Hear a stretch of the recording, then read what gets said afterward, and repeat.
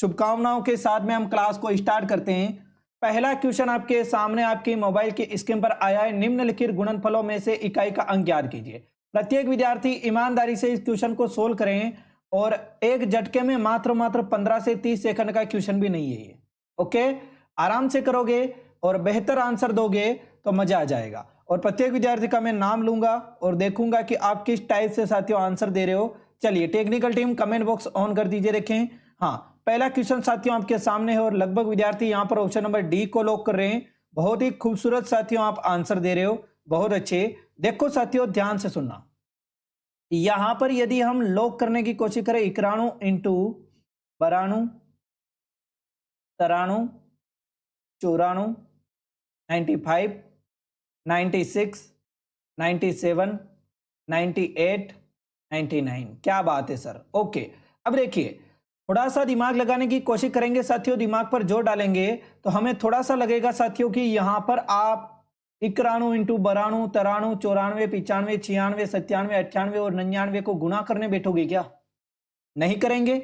इसका मतलब साथियों इकाई का अंक आपको पता करना है। इकाई का अंक मतलब ये देखो 9 और 1 में, ये देखो 91 में 1 ये इकाई का अंक है, 2 इधर है तो 1 इंटू 2 इंटू इधर 3 इकाई का अंक है, 3 इंटू इधर 4 इकाई का अंक है, 4 इंटू इधर 5 इकाई का अंक है, 5 into 6 into 7 into 8 into 9। Okay okay, अब देखना चीजें पता करिए साथियों। यहां पर आपको पता चलेगा कि लिख रखा है साथियों इन सबको गुणा कर सकते हैं। अब इन सबको गुणा करेंगे तो भी टाइम तो लगेगा ना साथियों। यहां पर देखिए 2 इंटू 5 करेंगे कितना होगा, आपको बताया 2 इंटू 5 10 होता है सर। Very good. अब 10 को चाहे 10 से गुणा करो, 10 को चाहे 1 से गुणा करो तो ये हो जाएगा सर जी 1 और 10 हो जाएगा, और 10 इंटू 3 करेंगे 30 हो जाएगा। फिर लास्ट में 0 तो आ रहा है ना सब में, 40 इंटू 3 कर दीजिए, 40 इंटू 3 कर दीजिए, चाहे आप 4 इंटू 30 कर दीजिए, कितना आ जाएगा 120 आ जाएगा। इसी प्रकार यदि आप देखना चाहो तो फिर से 12 इंटू साथियों आप कर दीजिए 6, 0 तो पीछे रहेगा ही रहेगा, इसका मतलब इकाई का अंक क्या हो जाएगा 0 हो जाएगा। ओके, ऑप्शन नंबर डी को इस टाइप से आपको लॉक करना है। बहुत ही आसान क्वेश्चन है आपके सामने, D4 देवसेना आपका करेक्ट आंसर हो जाएगा। चलिए वेरी गुड सर जी, आपके पढ़ाने में 1 घंटा लेट कर दिया, कोई दिक्कत नहीं है, अब क्लास ले लीजिए। बहुत सारे ऐसे काम पेंडिंग में रह जाते हैं जो कि यानी कि बाकी के बाकी रह गए, और मैं आपके साथियों जान हथेली पे लेके अभी आपको पढ़ाने के लिए आया हूं। चलिए साथियों, यहां पर आपका क्वेश्चन दे रखा है निम्नलिखित को हल करें, बट हल करने में साथियों थोड़ा सा ट्विस्ट है। एग्जाम में वो दे देगा ऐसा, ऊपर बार दे देगा। इसका मतलब क्या होता है, ऊपर बार देने का मतलब क्या होता है साथियों आप जानते हो? ऊपर बार देने का मतलब है जैसे 3.36 के ऊपर बार है, ठीक है। जैसे साथियों ये 3.36 के ऊपर मैं ये लाइन क्रॉस कर रहा हूं, इसका मतलब होता है 3.36 36 36 36, चलता ही जा रहा है, चलता ही जा रहा है। जैसे यहां पर 2.05 है, 2.05 के ऊपर बार लगा दिया, इसका मतलब 2.05 05, जिसके ऊपर बार लगाए वो संख्या डायरेक्टली रिपीटेड होती है। अब ध्यान में रखिए कि ये 101% ये क्वेश्चन पूछा जाएगा। अब देखिए इसको सोल्व कैसे करते हैं, आपको आराम से आता है। आप बेहतर तरीके से, मैंने आपको टॉपिक वाइज 2-2 बार आपको रिवाइज करा रखा है ये चीजें, तो आपको बेहतर तरीके से चीजें पता है कि किस टाइप से ये सवाल होगा, ठीक है। आप रिवाइज बेहतर तरीके से करते होंगे चीजों को, रिवीजन नहीं किया तो वहां पर आपको नहीं आएगा, ये मैं वादा करता हूं। चलिए इसलिए रिवीजन करके जाना, एक बार नजर घुमा के जाना, ठीक है। चलिए मैंने बताया था कि 3.36 के ऊपर बार है, इसको सोल्व करेंगे मेरे चांद के टुकड़ों तो यहां पर क्या आएगा 336 पूरी संख्या माइनस ये इसके ऊपर बार नहीं है, इसको माइनस करना है 3 से, बट्टा ये हो जाएगा 99। दो संख्याओं के ऊपर बार है तो बट्टे में 2 9 लिख देने हैं। इसके बाद में साथियों आ रहा है आपके लिए कितना 333 बट्टा 99, ये हो गया सोल्व। दूसरी बात साथियों आपके सामने लिख रखा है 2.05 के ऊपर बार है तो 2.05 के ऊपर बार लगाओ। इसको सोल्व करने के लिए क्या करना है, ये पूरी संख्या 205 है, 205 लिखो, माइनस बार किसके ऊपर है, आप बोलोगे सर जी बार तो मेरे चांद के टुकड़ों किसके ऊपर है, 05 के ऊपर, बार किसके ऊपर नहीं है, 2 के ऊपर नहीं है, तो माइनस का 2 करो, बटा 99 करो। क्यों? क्योंकि दो संख्याओं के ऊपर बार है इसलिए बट्टे में 99। तीन संख्याओं के ऊपर बार होता तो बट्टे में 9 9 9 हो जाता। एक संख्या के ऊपर बार होता तो साथियों बट्टे में क्या हो जाता? केवल 9 हो जाता। ठीक है, चलिए अब देखिए यहां पर कितना आ जाएगा? 203 बटा 99। ओके, इसी प्रकार यहां पर करेंगे तो कितना आ जाएगा? आप बोलोगे 133 बटा आपके बार है 133, यानी कि 133 माइनस किसके ऊपर बार नहीं है? एक के ऊपर बार नहीं है, माइनस 1 बटा 99, क्योंकि दो संख्याओं के ऊपर बार है। ठीक है, ये लो सर जी यहां पर कितना हो जाएगा? 132 बटा 99। इसको सोल्व कर दो, कितना आ जाएगा? आप बोलोगे कि सर यहां पर आ जाएगा देखो 333 बटा 99। इसको सोल्व किया तो और माइनस का माइनस 203 बटा 99 प्लस का प्लस 132 बटा 99। ये इसको सोल्व कर दो, आपका आंसर डायरेक्टली आ जाएगा। अब देखिए थोड़ा सा और चीजों को थोड़ा गहरा लेकर चलेंगे। ठीक है, हाँ अब यहां पर आप सोल्व करोगे तो कितना आ जाएगा? मेरे चांद के टुकड़ों, जब इनको आप सोल्व करने के लिए बैठोगे तो आपके सामने आएगा 262, क्योंकि 99 कॉमन आ जाएगा, और फिर आएगा 262 बटा 99। ओके, और 262 बटा 99 का मतलब वो का वो रहेगा वापिस 2.64 के ऊपर बाहर। ओके, 2.64 के ऊपर बाहर आएगा। क्यों? जैसे कि साथियों देखो 2.64 कैसे लिखा आपको पता है? देखो यहां पे पॉइंट लगा देंगे और यहां पे बार लगा देंगे, और यहां पे दो इसको ऐड करना पड़ेगा ना, 62 में 2 ऐड करना पड़ेगा, 64 हो जाएगा, तो 2.64 के ऊपर बार। इसको वापस सोल्व करेंगे तो आपको बताया कि 264 वो की वो संख्या है, माइनस किसके ऊपर बार नहीं है? 2 के ऊपर बार नहीं है, 2 को लिखो, बटा 99 होगा। ठीक है, क्योंकि ये 2 के ऊपर बार है इसलिए, तो 262 बटा 99। ओके, इसको वापस उसी संख्या में विपरीत संख्या में बदल दिया। ओके, तो आपको आना चाहिए एक तो बार को इसमें बदलना परिमेय संख्या में, और परिमेय संख्या को वापस बार में बदलना। ये दोनों चीजें आपको प्रॉपर तरीके से आनी चाहिए, आपका सवाल सही होगा। ठीक है, और पूछे जाएंगे। नेक्स्ट क्वेश्चन साथियों दे रखा है 7 बटा 16, 9 बटा 24, 11 बटा 24। म स निकालना है, म स प यानी कि महत्तम समावर्तक। आपको बताएं महत्तम समावर्तक क्या होता है साथियों? जैसे कि मैं बोलता हूं 2, 3 और 6 का महत्तम समावर्तक क्या है, तो आप क्या बोलोगे? केवल और केवल 1 हो जाएगा। क्यों? क्योंकि ऐसी कोई संख्या है ही नहीं जो इससे भाग जा रहा हो। ठीक है ना साथियों, ऐसी कोई संख्या है ही नहीं जो तीनों में एक साथ भाग दे रही हो। यदि मैं बोलूं 2, 8 और 4 में से इसका म स प क्या है, तो आप बोलोगे 2 में 2 का भाग जाता है पूरा, 8 में भी 2 का भाग जाता है, और 4 में भी 2 का भाग जाता है। इसका मतलब ये संख्या हो जाएगी 2, इसका म स प हो जाएगा।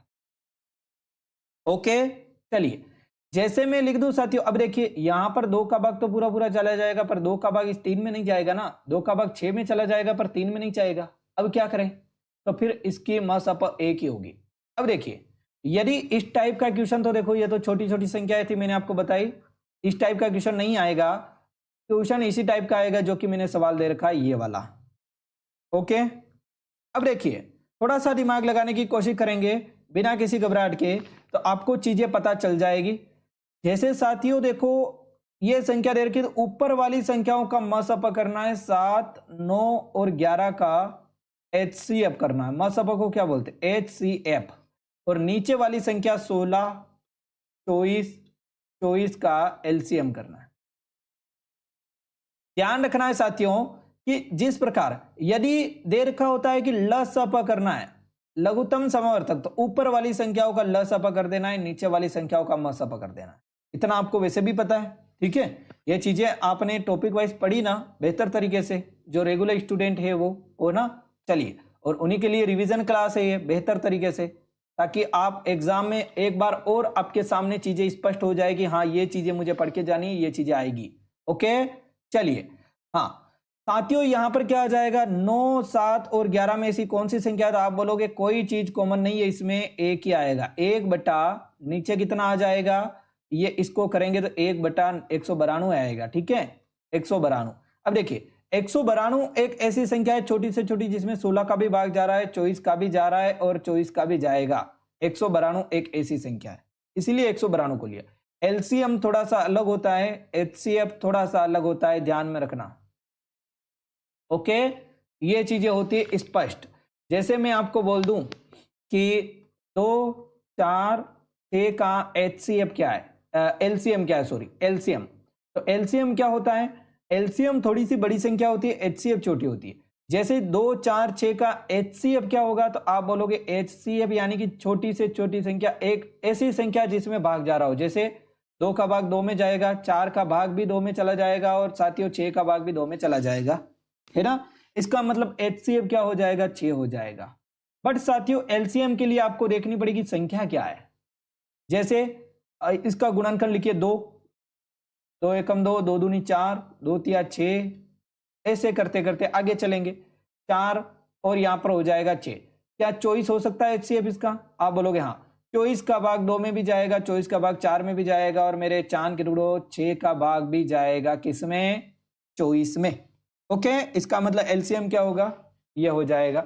और एक हो जाएगा 12। लगभग विद्यार्थी बोल रहे हैं कि एलसीएम 12 भी होगा, तो हाँ साथियों एलसीएम 12 भी हो जाएगा। 24 भी एलसीएम है और 12 भी एलसीएम है। क्यों, क्योंकि 2 का भाग 12 में जाएगा, 4 का भाग भी 12 में जाता है, 4 तिया 12 और 6 दूनी 12, ठीक है, 6 का भाग भी 12 में जाएगा। इसका मतलब एलसीएम 12 भी होगा, 24 भी होगा, 48 भी होगा, 36 भी होगा, सब होगा, है ना। बट एलसीएम मेन होता है छोटी से छोटी संख्या, ये रही 12, इसका मतलब ये एलसीएम है। इधर एचसीएफ 6, एचसीएफ हो जाएगा जैसे कि साथियों 6 तो क्या 2 होता है ना, 2 हो जाएगा, ठीक है। इस टाइप से एलसीएम और एचसीएफ आपको बेहतर तरीके से पता है, ठीक है। आप किसी साथियों यानी कि उपाधि के मोहताज तो हो नहीं, बट एक बार हम चीजें रिवाइज कर रहे हैं तो रिवाइज करते हुए चलेंगे तो बेहतर हो जाएगा। ओके, चलिए, वह छोटी से छोटी संख्या ज्ञात कीजिए जिसे 5, 6, 8, 9 और 12 से विभाजित करके प्रत्येक स्थिति में 4 शेष बचे। क्या बात है सर, वेरी गुड। कौन सी संख्या ऐसी हो जाएगी, देखो थोड़ा सा दिमाग लगाना, और थोड़ा सा दिमाग लगाने के बाद में साथियों आपका आंसर अपने आप आएगा। वह छोटी से छोटी संख्या बोले, बड़ी से बड़ी संख्या बोले, कुछ भी बोले, आपको करना क्या है, लघुत्तम समावर्तक करना है, ध्यान में रखना है, ठीक है, ध्यान में रखना है, लसप करना है। जैसे 5, 6, 8, 9 और 12 का कर दो अबाज गुणनखंड सबका एक साथ में, ठीक है। 2 का भाग सबसे पहले जाएगा, देखो 5 में नहीं जाएगा तो 5 ऐसा का ऐसा आ जाएगा। इसको सोल्व करना सीखो, ठीक है। अब देखिए साथियों, या तो आप ऐसे सोल्व करो कि 4 शेषफल बचना चाहिए। 5 का भाग 264 में 364 में देखे देखो, फिर 6 का भाग 364 में देखे देखो, 8 का भाग देखे देखो, 9 का भाग देखे देखो और 12 का भाग देखे देखो। क्या 4 शेषफल आ रहा है सभी में, तो ये आंसर होगा। यहां पर 4 शेषफल आ रहा होगा तो ये आंसर होगा। और ऐसे नहीं करना है तो ऐसे कीजिए, 2 का भाग 2 छोटी संख्या इसलिए 2 का 2, 3 बार जाएगा, 4 बार जाएगा, 9 ऐसा का ऐसा आएगा, 6 बार जाएगा, फिर से 2 का जाएगा, जब तक 2 का जा रहा है देते जाओ। 5 का 5 3 में नहीं जाएगा, 4 में जाएगा 2 बार, 9 में नहीं जाएगा, 6 में जाएगा 3 बार, ठीक है। फिर 2 का देंगे, 5, 3 का 3, 2 में जाएगा मेरे चांद के टुकड़ो बिल्कुल 1 बार, और बिल्कुल साथियों 9 में 9 और यहां पर हो जाएगा 3। ओके, चलिए, हाँ साथियों अब किसका जाएगा, 3 का जाएगा, ठीक है। अब 3 का देकर देखेंगे, 5 का 5, 3 का 1, 1 3 बार जाएगा और इधर जाएगा 1 बार, ओके। 3 का भाग देना है, फिर वापिस 3 का जाएगा, आपको पता है 5 का 5, 1 का 1, 1 का 1, ये बहुत बड़ा नहीं है, आप आराम से मन में करोगे तो एक झटके में आंसर आएगा, ज्यादा बड़ा सवाल नहीं है, ओके। 1 का 1 और 1 का 1, ठीक है। 5 का भाग जाएगा, अब 1 1 1 1 1 आ जाएगा सब में, ओके। चलिए अब इसको गुणा कीजिए, 2 एकम 2, 2 दूनी 4, 4 4 4 दूनी 8, 8 8 16 24, 24 24 24 24 24 24 इंटू 5 360, ओके।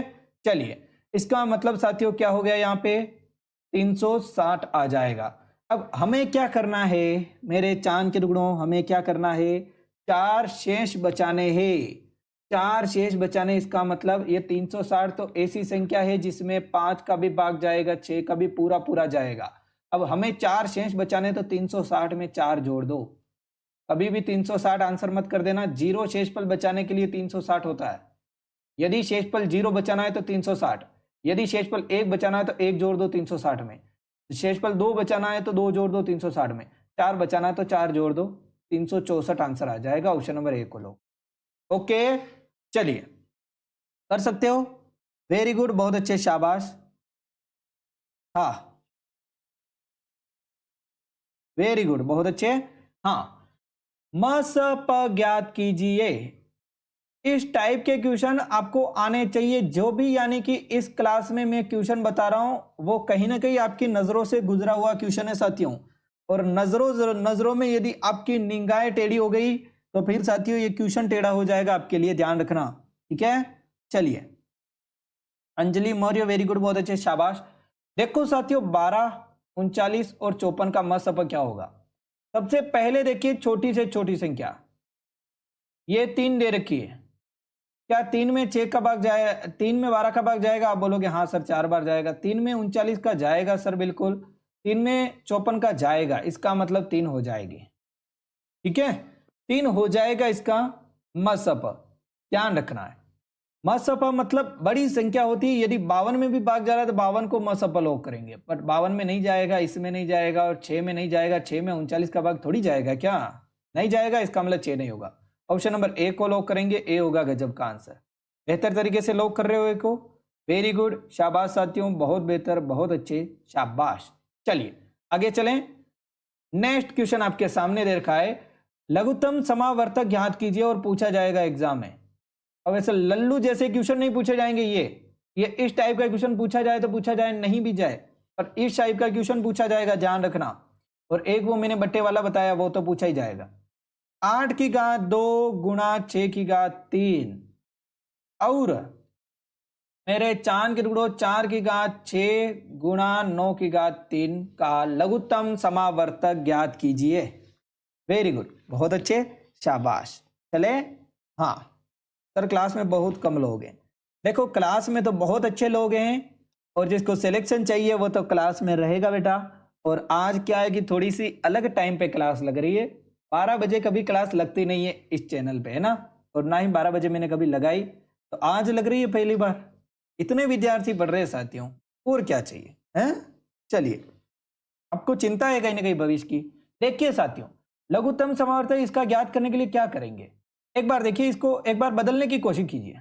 देखो साथियों, इसको बदलेंगे तो क्या होगा, जैसे मैं 8 को क्या लिख सकता हूं, 2 की घात 3 लिख सकता हूं, और मेरे चांद के टुकड़ों ऊपर तो 2 की, ये 8 की घात 2 है जो है, बट मैं 2 की घात 3 लिख सकता हूं ना। 8 को 2 इंटू 2 इंटू 2 करूंगा, 8 ही आएगा। ओके सर, ठीक है। अब देखिए 6 को मैं क्या लिख सकता हूं, मेरे चांद के टुकड़ों 6 को मैं क्या लिख सकता हूं, बेहतर तरीके से आपको चीजें पता होगी, ठीक है। 6 को मैं ऐसा लिख लेता हूं, 6 की घात 3 क्या होता है, 6 इंटू 6 इंटू 6। ओके, मैं लिख लेता हूं साथियों, 6 को लिख लेता हूं 2 इंटू 3 की घात 3। ओके, अब गुणा बीच में है।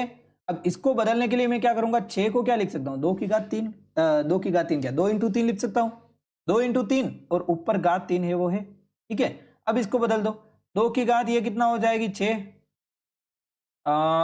2 की घात यहां पर ऐड होगा, गुणा नहीं होगा, 6 हो जाएगा, वैसे ऐड नहीं 6 ही होगा, ठीक है। फिर गुणा का गुणा, 2 की घात 3 इंटू 3 की घात 3। ये चीज समझ में आई कि नहीं आई, बेहतर तरीके से बताना एक बार चीजें, कि मैं क्या कर रहा हूं वो समझ में आया कि मैंने क्या किया। केवल और केवल यहां पर आपको ध्यान रखना है, 2 की घात 3 और 3 की घात 3 कर दिया, 2 इंटू 3 लिखा था, ये कर दिया। अब देखिए 2 की घात 6, एक छोटा बच्चा होगा ना, छोटा बच्चा, वो भी कर लेगा। और ये कीजिए, देखो अब ये वाला कीजिए, 2 की घात 6 और 2 की घात 3 को आधार समान है तो घातें जुड़ जाएगी, तो 6 और 3 9 हो जाएंगे, तो 2 की घात 9 हो जाएगा। यहां पर 2 की घात 9 और 3 की घात 3, ये होगा इसका, ठीक है। अब देखिए, अब इसको तो हमने सोल्व कर दिया, इसको सोल्व कीजिए। इसको क्या लिख सकता हूं, ये 4 को लिख सकता हूं 2 की घात 2 और ऊपर जो 6 है वो है, इन दोनों को वापस क्या करूंगा, ऐड करूंगा, ठीक है। गुणा करना पड़ेगा इन दोनों को, तो क्या हो जाएगा, लगभग कितना हो जाएगा साथियों? 12। ओके, 12 हो जाएगा, 2 की घात 12। ठीक है, यदि आप देखो फिर से देखो स्पष्ट तरीके के कि 4 की घात लिख रखा है 6 है ना, 6 लिख रखा है। मैं 2 की घात 2 लिख सकता हूं 4 को तो, और ऊपर 6 है जो है।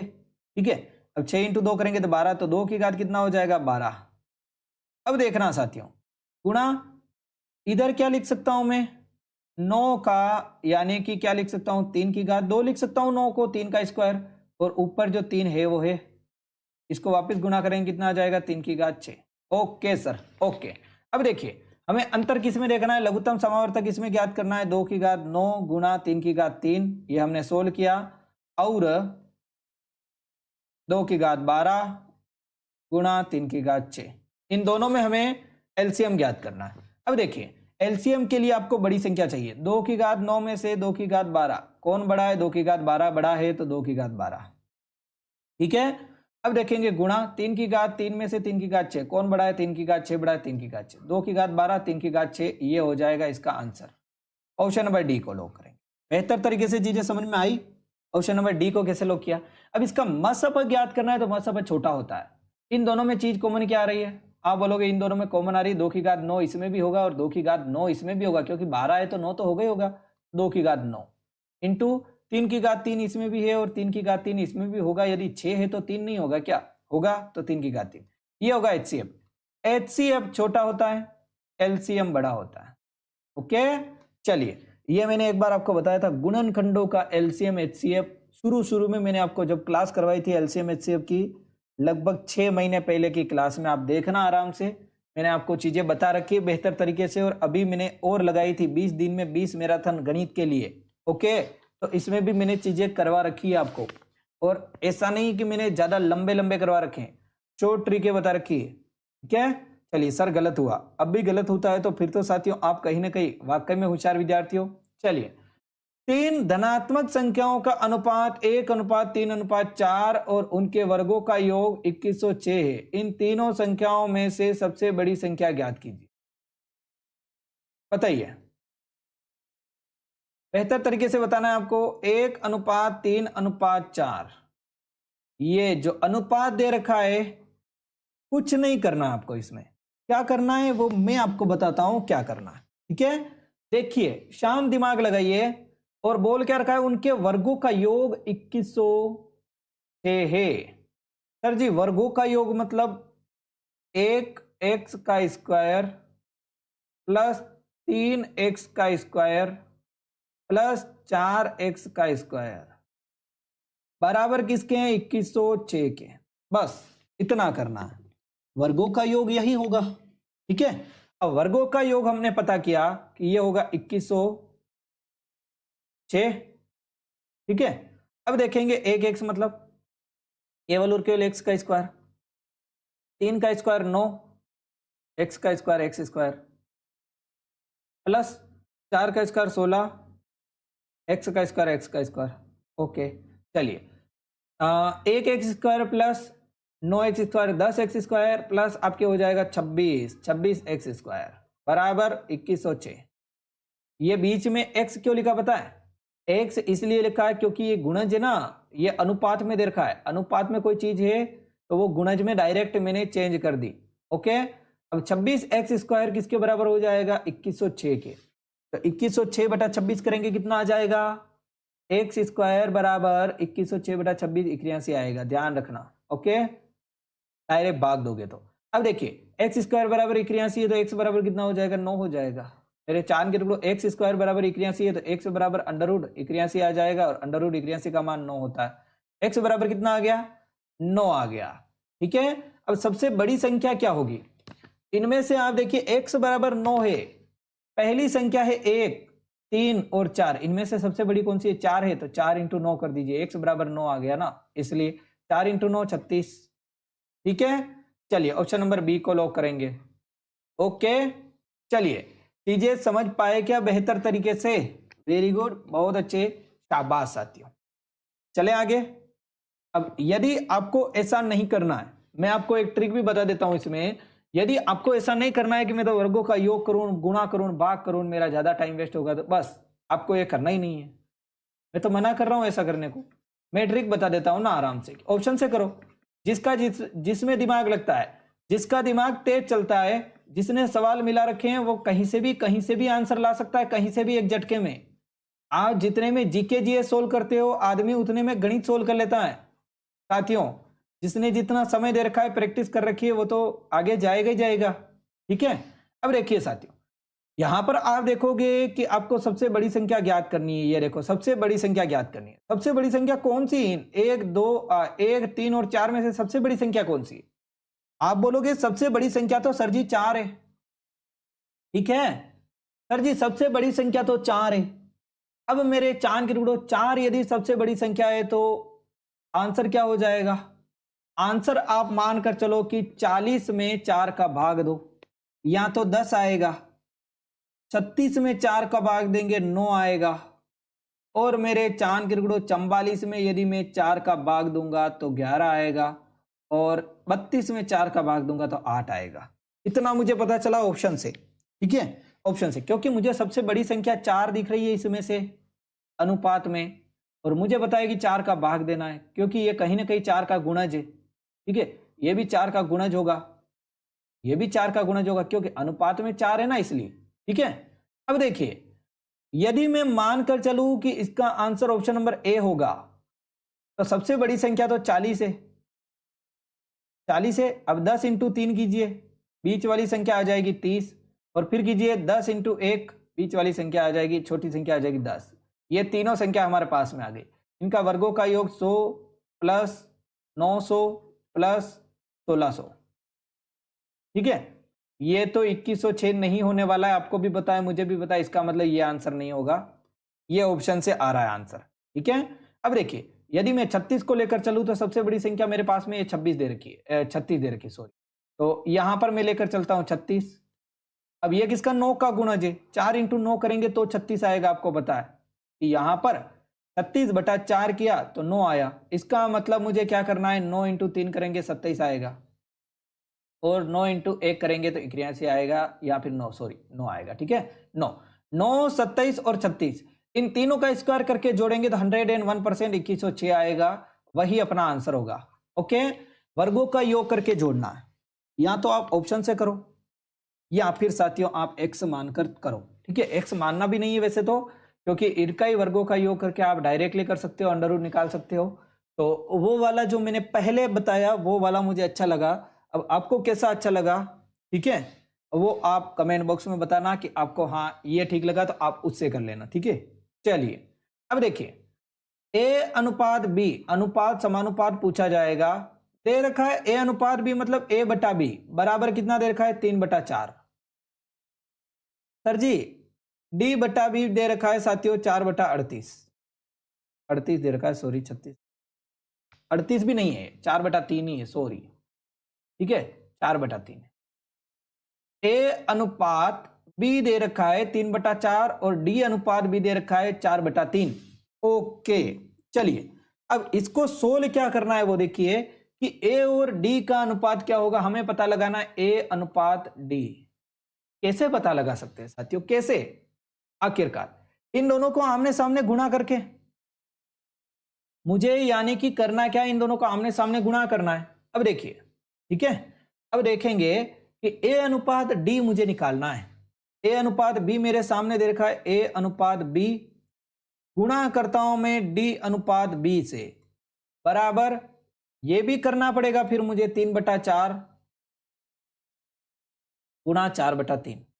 ओके, अब देखिए साथियों, मुझे किसी न किसी चीज को काटना है। क्यों काटना? इसलिए क्योंकि ये 4 अल्फाबेट दे रखे हैं। अब इन 4 में से मेरा आंसर क्या होगा, आपको भी पता है, मुझे भी पता है। ठीक है, अब यदि मेरे चांद के टुकड़ों मुझे काटना है तो कुछ ना कुछ करना पड़ेगा। ठीक है, अब ये ऐसा तो नहीं है कि मैं बी से डी काट दूं, नहीं काट सकता, मुझे थोड़ा सा फेर बदल करना पड़ेगा, उलट पुलट करना पड़ेगा। उलट पुलट में कैसे कर सकता हूं? ए बटा बी का ए बटा बी रहने दो, यहां पर बी बटा डी कर दो। ठीक है, डी बटा बी का बी बटा डी कर दिया मैंने, तो इसका मतलब यहाँ पर भी क्या हो जाएगा, 3/4 का तो 3/4 रहेगा और 4/3 का 3/4 हो जाए। ओके, चीजें समझ में आई मैंने क्या किया। जो मुझे आंसर क्या चाहिए, A/D, A अनुपात D मुझे चाहिए। इसका मतलब सर जी यहां पर यदि मैं कुछ भी कर लूं, कितना भी माथापच्ची कर लूं, यहां पर तो आंसर नहीं आने वाला है, क्योंकि D से B कैसे काटूं मैं, A से B काट ही नहीं सकता। अब मुझे काटना किसको पड़ेगा, जो चीज एक्स्ट्रा आ रही है। क्या एक्स्ट्रा आ रही है, मुझे चाहिए किसका आंसर, A/D। एक्स्ट्रा क्या आ रही है, B एक्स्ट्रा आ रहा है, और B दोनों जगह नीचे दे रखा है। B दोनों जगह यदि नीचे दे रखा है तो मैं क्या कर सकता हूं मेरे चांद के टुकड़ों, इस सेकंड वाले को चेंज कर दो, D/B से B/D कर दो। ओके, चलिए, और इधर 4/3 दे रखा है तो 3/4 कर दो। और क्या करना है, P से, सॉरी D से नहीं, P से मेरे चांद के टुकड़ों B कट जाएगा, बचेगा क्या, A और B बच गया। ठीक है, और इधर क्या कटेगा, कुछ नहीं कटेगा, तो 3 एकम 3, 3 दूनी 6, 3 तिया 9/16। A अनुपात B आ जाएगा 9/16। ठीक है, कोई 16/9 भी करके आ जाता है, गलत हो जाता है। 9/16 ऑप्शन नंबर A को लॉक करेंगे, बेहतर आंसर है। ठीक है, चलिए, क्लास को लाइक और शेयर नहीं करोगे मेरे चांद के टुकड़ों। चलिए, चीज समझ में आई कि किस टाइप से किया, यस या नो। वेरी गुड, शाबाश, बहुत अच्छे। चलिए, अभी तक बहुत कुछ करना बाकी है साथियों। चलिए आगे आगे चलते जाइए। मैंने कुछ नहीं किया, सिर्फ और सिर्फ थोड़ा सा बदला है इसको, थोड़ा सा इसको बदला है। 3/4 को 4/3, 4/3 को 3/4 कर दिया और गुणा कर दिया, और कुछ नहीं किया। ओके, चलिए, यदि x की आय y की आय से 40% कम है तो y की आय x की आय से लगभग कितने प्रतिशत अधिक है, बताएंगे ईमानदारी। Very good. हाँ साथियों, देखिए, यदि आपके सामने दे रखा है सवाल कि x की आय जो है वो y की आय से 40% कम है, इसका मतलब ज्यादा किसकी है, ज्यादा तो y की है। y की यदि मैं 100% आय मानूं तो x की कितनी हो जाएगी, 40% कम, कितना हो जाएगा, 100 माइनस 40%, 60% हो जाएगी। अरे वाह, अब मुझे पता करना है मेरे चांद के टुकड़ों कि क्या होगा मेरा आंसर। ठीक है, तो y की जो आय है वो x की आय से लगभग कितने प्रतिशत अधिक है। मुझे क्या पता करना है कि y की आय x की आय से कितने प्रतिशत अधिक है। सर जी अधिक कितनी लग रही है आपको, x की आय 60% है तो y की आय 100% होगी। अधिक कितनी है, 40% अधिक है मेरे चांद के टुकड़ों। ठीक है, 40% अधिक है। 40 बटा x की आय कितनी है, 60% इंटू 100, ये हो गया आंसर। 0 से 0 कट गया, अब कटेगा 6 से, ये कट जाएगा लगभग, तो 20 आएगा यहाँ पे, और इधर 3 आ जाएगा, और आप कर सकते हो 200/3, 66.67% आंसर होगा। ऑप्शन नंबर बी को लो आराम से। ठीक है, ये चीज समझ में आई, कुछ करने की जरूरत पड़ी, बस पता लगाना है, कुछ करने की जरूरत भी नहीं है। कि मुझे पता है कि सर जी देखिए ध्यान से देखिए कि यदि y की आय में मान लो 100% तो x की 60% हो जाएगी। मुझे पता है कि y की आय कितनी है, 40% ज्यादा है, x की 60 इंटू 100 कर दिया, इंटू 100 ये भी नहीं हुआ, ये वाला इंटू 100 नहीं हुआ, इंटू 100 सूत्र का लगता है प्रतिशत निकालने के लिए। ओके, अब देखिए, एक परीक्षा में 90% छात्र उत्तीर्ण हुए और 60% छात्र अनुत्तीर्ण हुए। परीक्षा में कितने छात्रों ने भाग लिया, बताइए ईमानदारी से बताना। एक परीक्षा में 90% जो छात्र है वो उत्तीर्ण हुए, और 60 नहीं, सॉरी 600 जो है वो अनुत्तीर्ण हुए। 600 छात्र है अनुत्तीर्ण हुए। सर जी यदि आप देखने की कोशिश करो, थोड़ा सा दिमाग लगाना, कि यदि 90% छात्र है वो उत्तीर्ण हुए यानी कि पास हो गए, तो अनुत्तीर्ण कितने हुए, 10%। 10% फेल हो गए। ठीक है, 10% मेरे चांद के टुकड़ों फेल हो गए, इसका मतलब 600 फेल हुए, पता लग रहा है ना। 600 छात्र क्या हुए, अनुत्तीर्ण हुए। तो 10% बराबर 600 है, तो 100% बराबर क्या हो जाएगा, 6000 हो जाएगा सर। क्यों, 10 में किसको 10 से गुणा करेंगे तो 100% आएगा, तो 600 में भी 10 से गुणा कर दो, 6000 आ जाएगा। ऑप्शन नंबर ए को लॉक करो। आसान क्वेश्चन है, कुछ सोल्व करना पड़ा। 5250 कैसे आ जाएगा मेरे चांद के लोड़ो, 5250 तुषार फन क्या हो गया बेटा। हाँ चलिए देखो साथियों, थोड़ा सा दिमाग लगाओ। हमें बोल रखा है कि परीक्षा में कितने छात्रों ने भाग लिया, भाग कितनों ने लिया, कुल मिला के भाग तो 100% विद्यार्थी ने लिया ना। 10% फेल हो गए, 90% पास हो गए। बोल रखा है कि 10% बराबर 600 है, फेल विद्यार्थियों की संख्या हमारे सामने दे रखी है 600, तो 90% क्या हो जाएगा साथियों, वो हमें क्यों निकालना है, हमें 100% निकालना है। तो 10% बराबर 600 है, तो 100% बराबर 6000 नहीं होगा क्या। 10 को 10 से गुणा करेंगे 100 आएगा, तो 10 को साथियों 600 से भी गुणा कर दो, 6000 आ जाएगा। और क्या, चलिए ठीक है। हाँ, यदि एक वर्ग की सभी भुजाओं की माप 50% की वृद्धि कर दी जाए तो उसके क्षेत्रफल में होने वाली प्रतिशत वृद्धि ज्ञात कीजिए। क्या बात है, एक दिमाग लगाना। देखो साथियों, वर्ग वर्ग की बात की जा रही है, वर्ग का क्षेत्रफल क्या होता है, भुजा इंटू भुजा। भुजा इंटू भुजा मेरे चांद के गुणों वर्ग का क्षेत्रफल होता है। अब देखेंगे, यदि 50% की वृद्धि कर दी जाती है तो इसका मतलब 50% की वृद्धि मतलब 50 इंटू 50 करो, क्योंकि भुजा इंटू भुजा 50 इंटू 50 बटा 100। ओके, कितना हो जाएगा, 0 से 0 कट गया, 0 से 0 कट गया, 0 से 0 0 0 25%। ओके, बटा 100 मतलब प्रतिशत होता है, बटा 100 कर दिया, 50 इंटू 50 किया, 50% की वृद्धि की इसका मतलब। ठीक है, कुल मिला के पहले कितना था 100%, बढ़ के कितना हो गया 25 और बढ़ गया 125% हो जाएगा बस। और क्या, कहीं पर आयतन दे रखा है, इसका मतलब क्या करना है, 50 इंटू 50 बटा 100 इंटू 50 बटा 100 और कर देना। ओके, कहीं पर दे रखा होता है क्षेत्रफल, तो आयत का क्षेत्रफल भी वही होता है। आयत के क्षेत्रफल में साथियों आपको बताया कि लंबाई और चौड़ाई में 50% वृद्धि कर दी, तो सेम टू कॉपी आंसर आएगा, 25% कुल मिला के वृद्धि हो जाएगी और 125 हो जाएगा। ठीक है, चलिए इस टाइप से होता है, चीजें आपको पता है बेहतर तरीके से। ये देखिए, यदि x का 36%, x का 36% का मतलब x इंटू 36/100 बराबर y का 81% है, y इंटू 81/100। ठीक है, चलिए अब यहां पे देखेंगे मेरे चांद के टुकड़ों, 0 से 0 कट गया, 6 6 36, 9 छके 36 होता है ना, 4 बार कटा और ये कट जाएगा, 90 90 81, तो x 4x बराबर आ जाएगा 9y।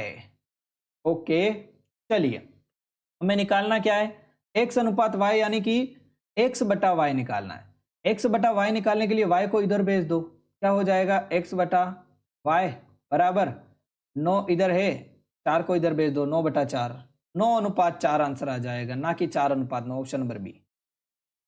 ठीक है, 9/25। थोड़ा सा क्या कर रहा है बेटा तुषार, इतने गलत करेगा तो कैसे चलेगा वो भी है। पेन और कॉपी लेके बैठ, आधे से ज्यादा सवाल सही होंगे। ठीक है, पेन और कॉपी लेके बैठो बेटा तुषार, आधे से ज्यादा सवाल सही हो जाएंगे। ठीक है, अभी बोल रहा हूं, दिल की बात बोल रहा हूं, दिल की बात, कोई नहीं बोलेगा। चलिए, हाँ सर जी, 5 से बड़ी किंतु 18 से छोटी सभी अभाज्य संख्याओं के योग का 1/3 इनमें से किसके वर्ग के बराबर है, बताइए। देखो साथियों, 5 से बड़ी किंतु 18 से छोटी, 5 से बड़ी अभाज्य संख्याएं कौन सी है, 5 से बड़ी 6 हो जाएगी क्या अभाज्य, नहीं 7 होगी, 8 नहीं होगी, 9 में 3 का भाग जाता है, 10 में 2 का भाग जाता है, 11 होगी, 12 13 13 होगी, 14 15 16, 17, 17 भी होगी। ये सब का योग, इन सब का योग निकालिए। 5 से बड़ी किंतु 18 से छोटी, ये 4 अभाज्य संख्याएं दे रखी है। इनका योग कितना हो जाएगा? 17 और 13, 20 और 30 और 31, और ये हो जाएगा साथियों लगभग 41 और 42 और 48। ठीक है, 48 हो गया सर। इन सब का योग करेंगे कितना हो जाएगा? 48 आ जाएगा मेरे चांद के टुकड़ों। अब हमें क्या करना है? 1/3। 48 का 1/3 मतलब 48/3। ठीक है, 48 का 1/3 मतलब 48/3। अब देखिए मेरे चांद के टुकड़ों 48/3 करेंगे तो कितना आएगा? 16 आएगा। 16 16 16 2 32 16 48। और 16 किसके वर्ग के बराबर होता है? 16 होता है 4 का स्क्वायर। 4 का वर्ग होता है 16। अपना आंसर हो जाएगा 4। इतना आसान क्वेश्चन है। मैं बोल रहा हूं इतने आसान आसान क्वेश्चन होते ना बच्चे छोड़ के आते हैं, क्योंकि उन्होंने कभी गणित पढ़ी नहीं होती है। समझ रहे हो? Very good sir. 11वां क्वेश्चन गलत करवा दिया, देख लेते हैं। 11वां क्वेश्चन गलत करवा दिया है? नहीं, कोई गलत तो नहीं है वैसे इसमें। 125 सही है। ठीक है, 125 सही है। गलत कहाँ पे करवाया? ठीक है, चलिए आगे चले। हाँ, एकदम सही है, एग्जैक्ट है। ठीक है, चलिए। वह छोटी से छोटी संख्या ज्ञात कीजिए जिसे घटाने पर प्राप्त संख्या पूर्ण वर्ग हो। देखिए बताएंगे। वह छोटी से छोटी संख्या जिसे घटाने पर प्राप्त संख्या पूर्ण वर्ग हो, क्या हो जाएगी? सर जी 0.000845। अब इसको यदि मैं घटाऊं तो कैसे घटाऊं, देख सकते हो? चलो ठीक है, घटा कर देखते हैं आखिरकार कि क्या घटाना है। ठीक है, चलिए, क्या बात है।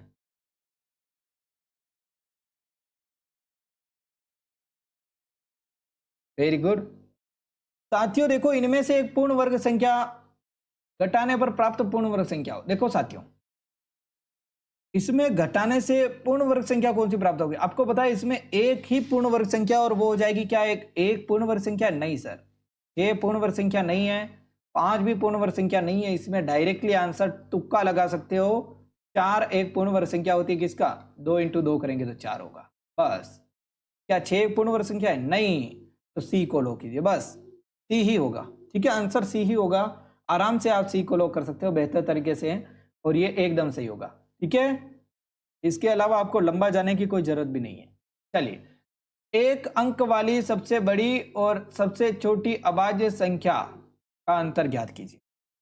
क्या बात है। देखो, एक अंक वाली सबसे छोटी अभाज्य संख्या कौन सी होती है? सबसे छोटी अभाज्य संख्या, अभाज्य संख्या का मतलब या तो उसी का भाग जाएगा या एक का भाग जाएगा। सबसे छोटी अभाज्य संख्या गांठ बांधने लायक चीज है। पहले आप आंसर दीजिए। और सबसे बड़ी अभाज्य संख्या, दोनों ही चीजें आपको आती है। एक अंक की सबसे छोटी अभाज्य संख्या होती है 2, और एक अंक की सबसे बड़ी अभाज्य संख्या होती है 7। दोनों को घटाएंगे तो 7 - 2 होगा 5। ऑप्शन नंबर सी को लो कर बेहतर तरीके से आंसर देना है। ठीक है, चलिए। हाँ, नेक्स्ट क्वेश्चन। √3 बराबर दे रखा है √65 61। अब इसका आंसर आपको देना है। अच्छा आंसर दे पाओगे। और ये √3 की घात n है, ये ध्यान में रखना। √3 की घात क्या है? n है। ठीक है, तो n का मान ज्ञात कीजिए, ऐसा लिख रखा है। ठीक है, तो n का मान ज्ञात करना है। √3 की घात n बराबर 65 61 में। ठीक है, तो कितना हो जाएगा आपको भी बताया। अंडर रूट इधर भी है, अंडर रूट इधर भी है, काट दो। 3 की घात n बराबर 65 61। ओके, चलिए 65 61 अब आज गुणनखंड कीजिए 65 61 का। कितना आ जाएगा? 2 का भाग तो जाएगा है नहीं, 3 का भाग देकर देखते हैं। 3 एकम 3, 3 दूनी 6, 3 एकम 3, तीनों पाँच 15 और वो तो जाएगा वैसे,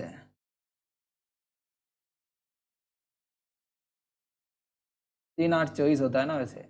हाँ, यहाँ पर हो जाएगा, देखो साथियों, 3 एकम 3 इधर आ गया, इधर 2 आएगा, और इधर यदि 2 आए तो 26 आएगा, और यहाँ पर 8 बार जाएगा, और इधर जाएगा 7 बार। 3 का जा रहा है प्रॉपर तरीके से, ठीक है, पॉइंट में नहीं जा रहा है, पूरा जा रहा है। 3 7 21, 0 लगेगा, 2 बार गया तो इसका मतलब, या फिर नहीं लगेगा फिर भी आंसर तो आना चाहिए, देखते हैं, ठीक है। फिर जाएगा साथियों 3 एकम 3 3 3 6, 2 बार गया, और फिर जाएगा साथियों 9 या 27, फिर 3 का जाएगा, 3 एकम 3 3 3 6, 2 बार गया, 4 बार गया, 3 बार गया, 243। 3 का जाएगा 8 और 1 81 बार, 3 का जाएगा 9 27 बार जाएगा, 3 का है ना, 27 बार जाएगा, 27 लिखिए। और फिर जाएगा साथियों 3 का जाएगा 9 बार, 9 या 27 होता है, 3 का वापस गया, 3 3 1, मतलब 3 का भाग पूरा पूरा जा रहा है इसमें, ठीक है। 3 में साथियों प्रॉपर तरीके से आप 3 का अभाज्य गुणनखंड कर पा रहे हो। अभाज्य गुणनखंड क्यों करना था वो एक बात समझिए, कि यहाँ पर 3 का घात लिख रखे, 3 के घात क्या लिख रखे n, और यहाँ पर लिख रखा है 65 61। अब 65 61 का अभाज्य गुणनखंड करेंगे तब ना आंसर आएगा, ठीक है।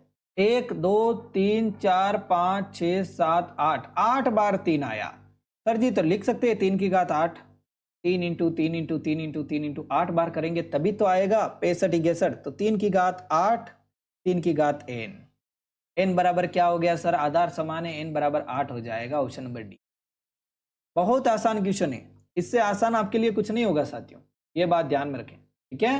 चलिए, तार के एक टुकड़े को मोड़कर 70 सेंटीमीटर त्रिज्या का एक वृत्त बनाया जाता है, क्या बात है। यदि इस तार को मोड़कर एक वर्ग बनाया जाए तो वर्ग 22 की भुजा की लंबाई ज्ञात कीजिए, क्या बात है। बहुत आसान क्वेश्चन है, बहुत ही गजब का क्वेश्चन है। एक तार के एक टुकड़े को मोड़कर 70 सेंटीमीटर त्रिज्या का एक वृत्त बनाया जाता है। तो देखिए साथियों कि भुजा क्या है, पूरा पूरा तार कितना लंबा है, ये है, तो तार 70 सेंटीमीटर लंबा है, इसका मतलब ये क्या है, वर्ग का परिमाप होगा कि नहीं होगा। आप देखिए, ठीक है, यदि 70 सेंटीमीटर का यानी कि त्रिज्या का एक वर्ग बनाया जाता, वृत्त बनाया जाता है, सॉरी, तो परिमाप क्या होगा वृत्त का, 2 पाई r होता है परिमाप, ठीक है, या फिर परिधि, वृत्त की परिधि क्या होती है, 2 पाई r।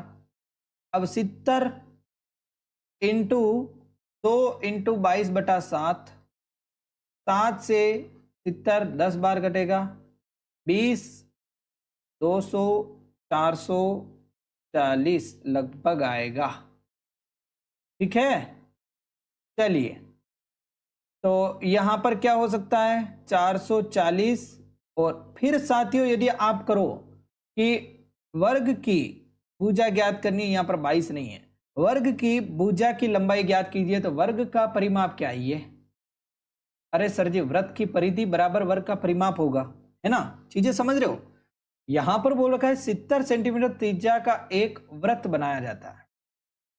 अब 70 सेंटीमीटर त्रिज्या का वृत्त बन रहा है तो वृत्त की परिधि क्या हो जाएगी, 440 हो जाएगी।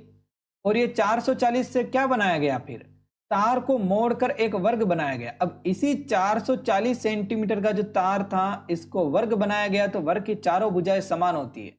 यदि वर्ग का परिमाप 440 बटा 4 कर देंगे तो एक भुजा निकल जाएगी 110 सेंटीमीटर, ऑप्शन नंबर 1 आराम से। क्या लगभग मेरे साथी 110 सेंटीमीटर को लॉक कर रहे हैं, 140 कैसे हो जाएगा। देखो साथियों 440 में भाग भी नहीं दे रहा है क्या, 4 का भाग भी देने नहीं आ रहा है क्या साथियों। चलिए एक को लॉक करेंगे, ए हो जाएगा सटीक। एक आयत का परिमाप 120 मीटर, यदि इसकी लंबाई इसकी चौड़ाई से दोगुनी है तो इसका क्षेत्रफल ज्ञात कीजिए। सर जी क्या दे रखा है, लंबाई है, यदि चौड़ाई से दोगुनी, लंबाई इसकी चौड़ाई से दोगुनी, इसका मतलब चौड़ाई यदि x है तो लंबाई क्या हो जाएगी, 2x हो जाएगी।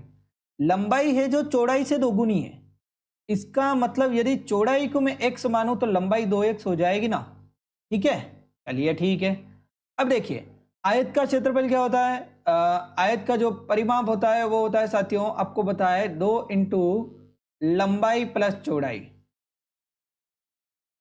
दे रखा है परिमाप 120 मीटर है, 2 इंटू लंबाई प्लस चौड़ाई 120 मीटर के बराबर रख दो। हमें पता है कि ये लंबाई और चौड़ाई ये दे रखी है, 2 इंटू 2x प्लस x बराबर 120।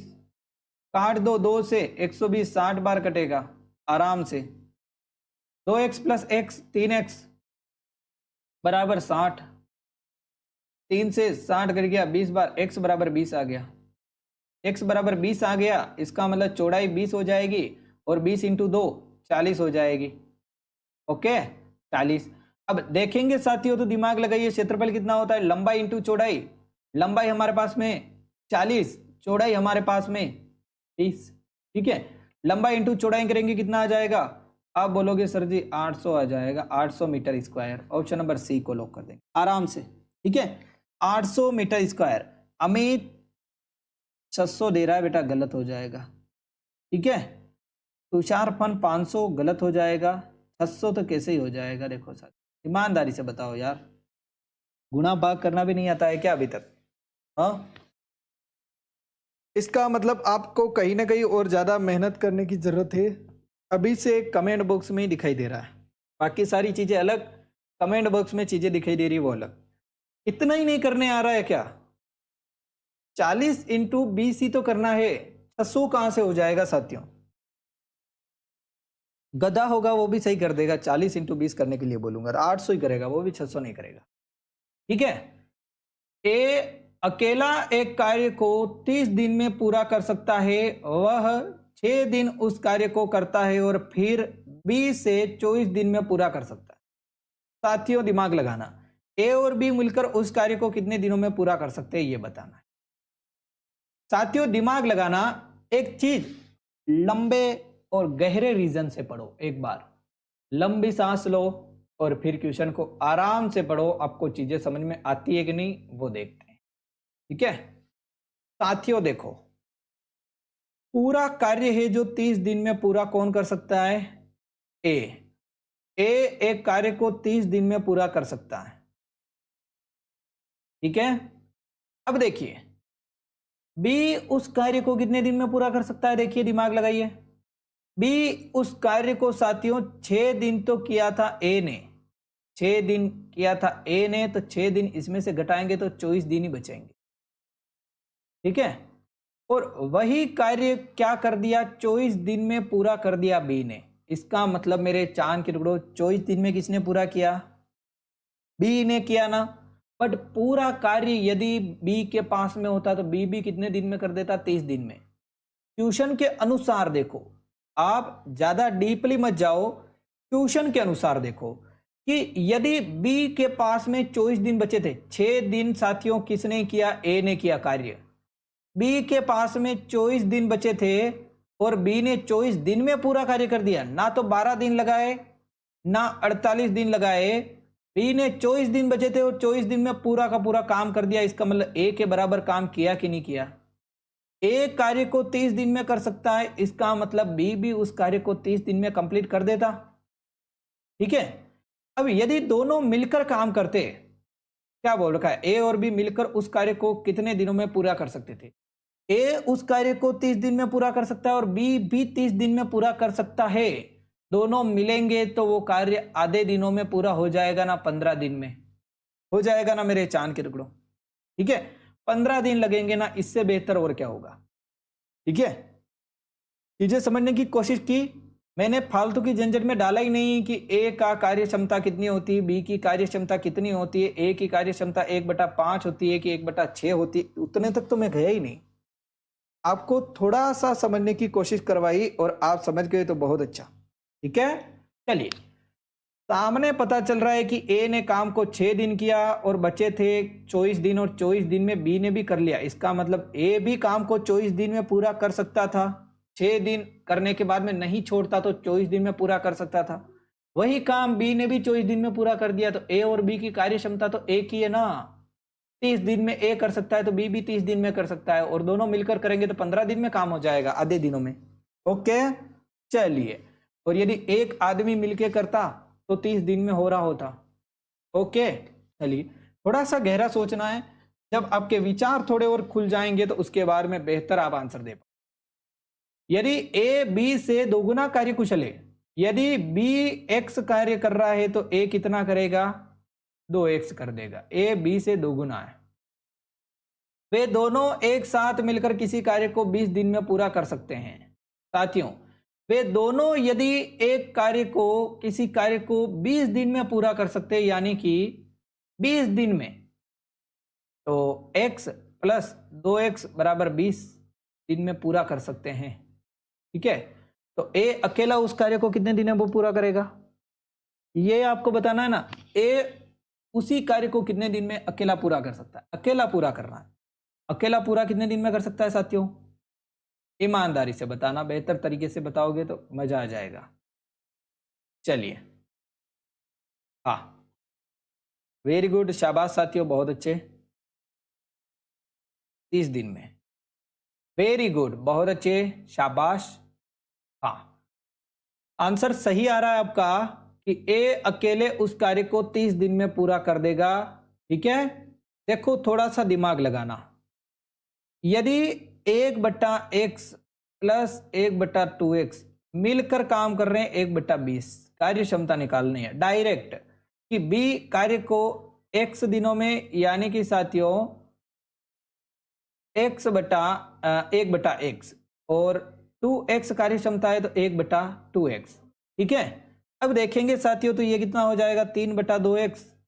ठीक है, 3/2x बराबर 1/20 और ये डायरेक्ट साथियों होगा, ये इधर आ जाएगा 2x बराबर 1/20। ठीक है, और फिर साथियों हो जाएगा x बराबर लगभग आ जाएगा, ये तो आ जाएगा 60 और ये आ जाएगा 30। ओके, 30 आ जाएगा। यहां पर थोड़ा सा गड़बड़ हो रखा है लगभग। तो यदि ए बी से दोगुना कार्यकुशल है, ए बी से दोगुना कार्यकुशल है ना, यही होगा। ठीक है, चलिए आगे चलें, नेक्स्ट क्वेश्चन की तरफ चलें बेहतर तरीके से। वेरी गुड, बहुत अच्छे, शाबाश। चलिए, हाँ, आगे चलेंगे। सर जी यहां पर हो जाएगा, यदि एक हो जाएगा साथियों 100 मीटर लंबी ट्रेन बिजली के एक खंबे को 6 सेकंड में पार करती है तो ट्रेन की गति क्या होगी, देखिए बताएंगे, ईमानदारी से बताना। वेरी गुड, बहुत अच्छे, जी सर, क्या बात है। हाँ सर, यहां पर हो जाएगा, देखिए कि 100 मीटर की जो ट्रेन लंबी है वो बिजली के खंबे को पार कर रही है 6 सेकंड में, तो समय क्या हो गया साथियों, 6 सेकंड। ठीक है, और समय यदि 6 सेकंड हो गया और लंबाई दे रखी है, लंबाई को मानते दूरी, ट्रेन की लंबाई है वो दूरी के बराबर होगी 100 मीटर। ठीक है, 100 मीटर। अब देखिए साथियों, दिमाग लगाना कि यहां पर क्या हो जाएगा, चाल बराबर दूरी बटा समय, दूरी बटा समय मतलब दूरी कितनी है 100 बटा चाल कितनी है 6, समय कितना 6 सेकंड। ओके, तो ये कितना हो जाएगा साथियों, लगभग हो सकता है क्या, किलोमीटर प्रति घंटे में दे रखा है अभी अभी। ठीक है, किलोमीटर प्रति घंटे में दे रखा है तो करना पड़ेगा साथियों आपको, बड़ी की ओर जाना है तो 18/5 करना पड़ेगा, और 18/5 करेंगे तो 3 इधर, 20 इधर, 3 इधर, तो ये हो जाएगा साथियों 60 किलोमीटर प्रति घंटा। ऑप्शन नंबर ए को लॉक करेंगे। दिमाग लगा थोड़ा बहुत भी, 60/100 आंसर तो होगा ही नहीं। मैं आपको फिर से समझाता हूं। ठीक है, अब यहां पर ये मीटर में दे रखा है, यहां पर सेकंड में दे रखा है, तो मीटर प्रति सेकंड में आएगा, 100/6 तो मीटर प्रति सेकंड में आएगा। अब ये आपको करना ही नहीं, 100/6 को आपको किस में बदलना है, किलोमीटर प्रति घंटे में बदलना है, तो 18/5 से गुणा करना पड़ेगा। मीटर प्रति सेकंड को किलोमीटर प्रति घंटे में बदलना है तो 18/5 से गुना करना पड़ेगा। ये बार बार मैंने चीज बताई। ठीक है, फिर भी आप यहाँ पर कंफ्यूज हो गए हो, 60/100 आंसर कर रहे हो। गलत आंसर होगा कि नहीं होगा साथियों? जबकि 60/100 भी नहीं आ रहा है, 100/6 आ रहा है। ठीक है, चलिए ये भी आपको सोचना चाहिए। ऑप्शन नंबर ए को लॉक करेंगे। इसको बदला मैंने, 6 का भाग 18 में 3 बार जाएगा, 5 का भाग 100 में 20 बार जाएगा, और 20 इंटू 3 करेंगे तो 60 हो जाएगा। बस चलिए, एक स्कूटर सवार 5 एच तक यात्रा करता है। ठीक है, 5 घंटे तक यात्रा करता है, क्या होना तो ऐसा ही चाहिए। 5 घंटे तक यात्रा करता है, वह पहली आधी दूरी 21 किलोमीटर। सर जी 5 घंटे तक यात्रा करता है, 2 घंटा और 30 मिनट, 2 घंटा और 30 मिनट वो 21 किलोमीटर प्रति घंटा की चाल से चलता है, और बाकी का जो होता है वो 2 घंटा 30 मिनट साथियों वो चलता है 24 किलोमीटर प्रति घंटा की चाल से। क्या बात है। तो तय की गई दूरी कितनी हो जाएगी ये बतानी। कितना आसान क्वेश्चन है साथियों, समझने की कोशिश कर रहे हो इस क्वेश्चन को? देखिए साथियों, 2 घंटा और 30 मिनट वो चला 21 किलोमीटर प्रति घंटा, 2 घंटा यानी कि 21 किलोमीटर और 21 किलोमीटर 42, और फिर साथियों 21 और जोड़ देंगे तो यहाँ पे 21 और नहीं जोड़ना है, 30 मिनट का जोड़ना है, तो 21 का आधा 10.5, तो ये हो जाएगा कुल मिला के 52.5। और यहाँ पे देखेंगे 24, तो 24 किलोमीटर आप मान सकते हो आराम से अप्रोक्सीमेटली देखेंगे तो 24 ने 24 48, और ये हो जाएगा साथियों प्लस 12, 12 12 12 2 24 36 12 44 12 60 60 हो जाएगा। ठीक है, तो 60 प्लस आप 52 आराम से कर सकते हो, अपना आंसर कहीं नहीं जाएगा। ठीक है, कितना हो जाएगा साथियों? लगभग हो जाएगा 112 किलोमीटर। ऑप्शन नंबर सी को लॉक करेंगे आराम से। हालांकि आंसर तो आना चाहिए 112.5 किलोमीटर, बट यहाँ पर 112 दे रखा है तो लगभग 112 ही होगा। ठीक है, चलिए 5 घंटे में तय दूरी यही होगी, इसके अलावा और तो कुछ नहीं होगी। आराम से कर सकते हो सवाल को। ठीक है, चलिए पहले आधी यात्रा की थी उसने 2 घंटे 30 मिनट की 21 किलोमीटर प्रति घंटा, और दूसरी की थी 24 किलोमीटर प्रति घंटा। आपको बताया कि मुझे 10 किलोमीटर जाना है, नहीं मुझे 2 घंटे गाड़ी चलानी है और मैं 10 किलोमीटर प्रति घंटे की गाड़ी से चल रहा हूं, तो मैं कितनी दूरी तय करूंगा? 20 किलोमीटर कर दूंगा 2 घंटे में। ठीक है, 2 घंटे में 10 किलोमीटर प्रति घंटा, प्रति घंटा मतलब 1 घंटे में 10 किलोमीटर, 2 घंटे में 20 किलोमीटर। यहाँ पर 2.5 घंटा दे रखा था, इसलिए मैंने क्या कर दिया, 2.5 घंटा दे रखा था, अब 2 घंटा तो मैंने कर दिया कि 21 किलोमीटर, और 21 का आधा 10.5 होता है, तो फिर 52.5 आ गया। 21 21 42 प्लस 10.5 52.5। ओके, चलिए एक रेलगाड़ी 45 किलोमीटर प्रति घंटा की चाल से चल रही है। इस रेलगाड़ी द्वारा 64 सेकंड में तय की जाने वाली दूरी की गणना कीजिए। बताइए ईमानदारी से क्या हो जाएगा साथियों? 45 किलोमीटर प्रति घंटा को आप बदल दीजिए मीटर प्रति सेकंड में। ठीक है, 3 का भाग दीजिए, ये जाएगा 6 बार, इधर भाग जाएगा 15 थी 45 15 बार, ये भाग जाएगा मेरे चांद के टुकड़ों 2 बार, इधर नहीं जाएगा ना, 5/18 में जाएगा नहीं, ये जाएगा 2 बार, और ये जाएगा मेरे चांद के टुकड़ों, तीनों 5 15 होता है ना, 5 बार। ये हो जाएगा 25/2 मीटर प्रति सेकंड। 25/2 मीटर प्रति सेकंड। तो तय की जाने वाली दूरी की गणना कीजिए। दूरी किलोमीटर में निकालनी है वापिस। ओ हो, चलिए दूरी अब किलोमीटर में निकालनी है, तो दूरी तो कैसे किलोमीटर में निकालेंगे, एक बार सोच के देखते हैं। ठीक है, चलिए कि जैसे 25/2 मीटर प्रति सेकंड आया। ठीक है, तो हो जाएगा साथियों, आप मानकर चलो कि जैसे कि हम करने की कोशिश कर रहे हैं, अभी तक किया नहीं है। ठीक है, नहीं होगा तो फिर इसको बदलना पड़ेगा घंटे में, और फिर करना पड़ेगा, ये भी हम करके देखेंगे। ओके, अब 25/2 आपको पता है कि चाल बराबर क्या होता है, दूरी बटा समय, दूरी बटा समय। अब हमें दूरी निकालनी है। दूरी निकालने के लिए क्या करेंगे मेरे चांद के टुकड़ों, चाल इधर आ जाएगी, दूरी इधर आ जाएगी, तो ये हो जाएगा 25/2 गुणा 64 गया। ये आएगा मेरे चांद के टुकड़ों 32, और 32 इंटू 25 करेंगे कितना हो जाएगा, 32 इंटू 25 25। ठीक है, तो ये लगभग आ सकता है साथियों आपके 0.8 तक आ सकता है, ठीक है। यदि इसको करेंगे तो 800 मीटर होगा, ठीक है। 800 मीटर को किलोमीटर में बदलेंगे तो कितना आएगा, 0.8 किलोमीटर। इसी को कर दो, पहले हमें मीटर में आंसर आया, अब मीटर प्रति सेकंड में हमने बदला तो मीटर में ही आंसर आएगा, ठीक है। और अब यानी कि मीटर प्रति सेकंड के बाद में यदि हम चेंज करने की कोशिश करेंगे तो 800 मीटर का क्या हो जाएगा, 0.8 किलोमीटर। ऑप्शन नंबर ए को लॉक करें, ठीक है। चलिए नेक्स्ट क्वेश्चन आपके सामने पूछा गया साथियों, यहां पर आंसर देंगे। देखिए 900 की धनराशि एक मिश्रित साधारण ब्याज की दर पर 4 वर्ष में बढ़कर 1134 हो जाती है। यदि ब्याज की दर 3% की वृद्धि की जाती है तो 900 की धनराशि 4 वर्ष में कितनी हो जाएगी, ये बताना। सबसे पहले तो साथियों यहां पर दे रखा है, देखो 900 की धनराशि एक निश्चित ब्याज की दर, अब ब्याज की दर से बढ़कर कितनी हो गई, 1134 हो गई। 900 की राशि थी 1134 हो गई। अब देखेंगे साथियों कि 1134 हो गई तो ब्याज कितना लगा, घटा दो 900 से, कितना आ जाएगा 32, और 11 को घटाया 9 से 232, ठीक है।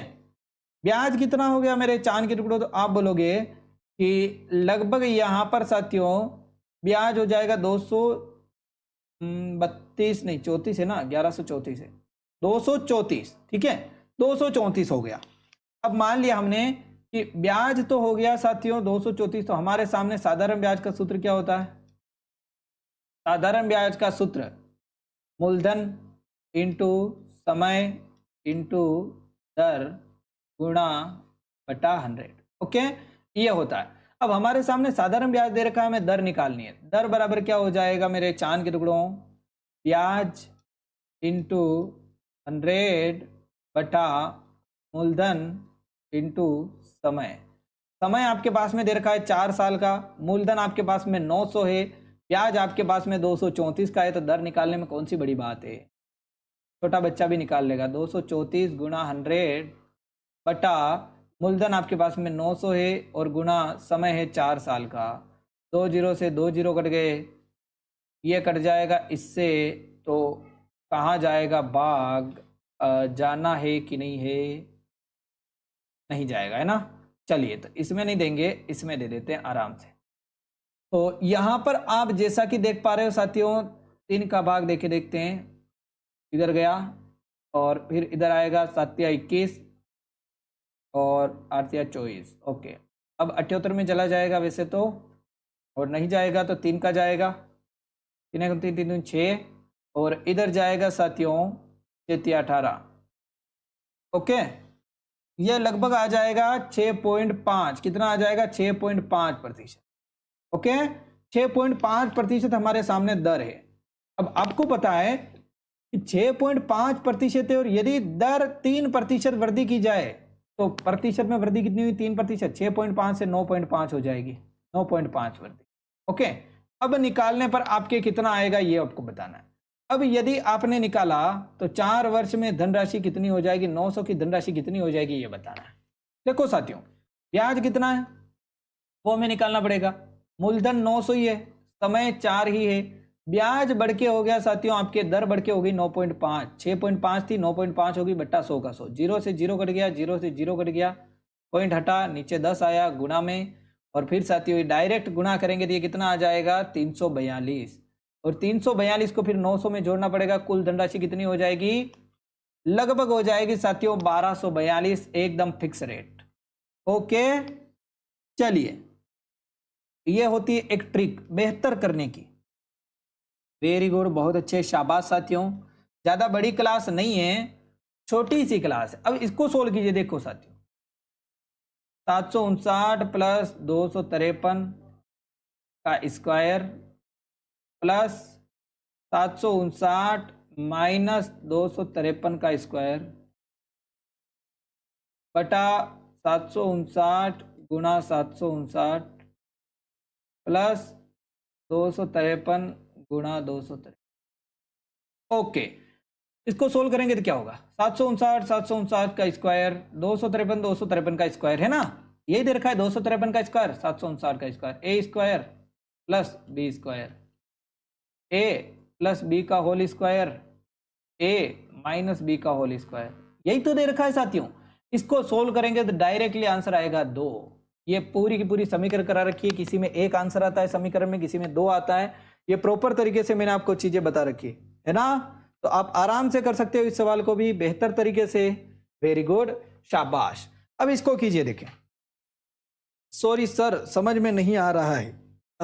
सिया जानकी, पहली बार तो नहीं देख रहे होंगे। तुषार फन दे रहा है 1012।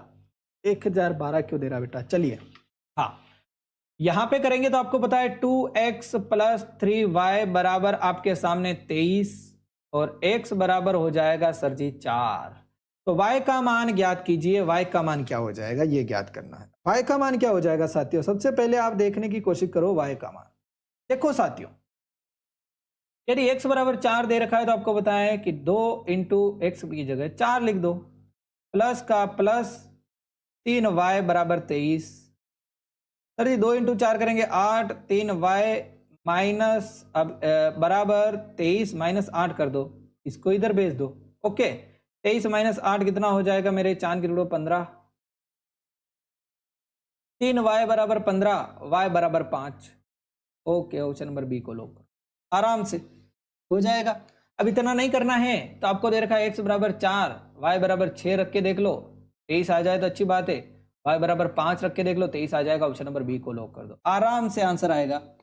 ठीक है, चलिए। 8 संख्याओं का औसत, औसत आपको प्रॉपर तरीके से पढ़ा रखा है, बेहतर तरीके से। औसत में 3 से 4 क्वेश्चन पूछे जाएंगे एग्जाम में औसत के, ध्यान रखना। औसत के 3 से 4 क्वेश्चन पूछे जाएंगे, बेहतर तरीके से आपको आना चाहिए। 8 संख्याओं का औसत आपके सामने 38.4 दे रखा है। चलो ठीक है, ओके। तो अब देखने की कोशिश करना कि क्या आएगा, ठीक है ना? ओके, यदि 8 संख्याओं का औसत दे रखा है 38.4, तो योग कितना हो जाएगा आपको पता है? योग हो जाएगा 38.4 गुणा 8, कितना हो गया? 8 चौक 32, ठीक है। और हो जाएगा साथियों 8 64 और 3 7, क्या बात है। और फिर 3 80 लगेगा, 8 24 और हो जाएगा 30, ये हो जाएगा 307.2, ठीक है। और यदि 7 संख्याओं का औसत 39.2 है, सर जी 7 संख्याओं का औसत 39.2 है, तो 7 इंटू 39.2 इनका योग हो जाएगा। इनका योग क्या हो जाएगा सर? इनका योग हो जाएगा, पॉइंट हटा, नीचे बट्टे में लिखा, डायरेक्ट ही करो। तो 2 इंटू 7 7 7 दूनी 14 और फिर होगा 7 9 7 63 और 4 67 और ये भी होगा 4, यहाँ पे 7 और 2, ठीक है। तो ये पॉइंट लग जाएगा। उसके बाद में 274.4। यदि 8 संख्याओं का औसत और 7 संख्याओं का औसत, इसका मतलब एक संख्या बीच में छूटेगी, और वो कौन सी छूटेगी? 307.2 को घटाओ 274.4 से। ओके, ये घटेगा तो डायरेक्ट आएगा आपके सामने 32.8, जो कि 8वीं संख्या है। ऑप्शन नंबर ए को लो, आराम से, ठीक है। चलिए, आराम से कर सकते हो इस सवाल को भी, कोई ज्यादा गड़बड़ वाला सवाल तो नहीं है। वेरी गुड, बहुत अच्छे, शाबाश। चलिए, 3 संख्याओं का औसत 8 है, एक चौथी संख्या जोड़ने पर उनका औसत हो जाता है 10। क्या बात है सर, चौथी संख्या का क्या हो जाएगी ये बताइए। सर जी देखिए, 3 संख्याओं का औसत कितना है? 3 संख्याओं का औसत है, तो 3 इंटू 8 कितना हो जाएगा? 24। चौथी संख्या जोड़ी, इसका मतलब 4 इंटू औसत कितना हो गया? 10, इसका मतलब क्या हो जाएगा साथियों? 40, ठीक है। 40 माइनस 24 करेंगे, कितना हो जाएगा सर जी? 16। इतना आसान क्वेश्चन, चौथी संख्या 16 हो जाएगी इसका मतलब। ओके, चलिए अंतर देख लो, योग निकाल के अंतर देख लो, इससे बड़ा फायदा और क्या। चलिए, ये वाला कर सकते हैं आराम से। निम्नलिखित को हल कीजिए। क्या बात है साथियों, क्या बात है। ये बहुत आसानी से आप हल कर लोगे, जब तक मुझे विश्वास है तब तक तो साथियों बरकरार रखना। चलिए, क्या करोगे? बेहतर तरीके से आपको बताया, इसको हल करना है। ये होता है वर्गमूल और घनमूल से ऐसा क्वेश्चन आता है 101%। देखिए साथियों, 225 15 का स्क्वायर होता है, बाहर निकाल दो, और 729 27 का स्क्वायर होता है, बाहर निकाल दो। सर जी 25 5 का स्क्वायर होता है, बाहर निकाल दो। 144 12 का स्क्वायर होता है, 16 4 का स्क्वायर होता है, 81 9 का होता है। सर जी करेंगे 15/27 माइनस 5/12 माइनस 4/9। सर जी यहां पे करेंगे तो क्या आंसर आएगा वो आपको कमेंट बॉक्स में बताना, ठीक है। हालांकि ये सी दे रखा है यहाँ पे, बट इसके ऊपर मत जाना, आप सोल्व करना और फिर आंसर देने की कोशिश करना। सी आंसर होगा 11/36।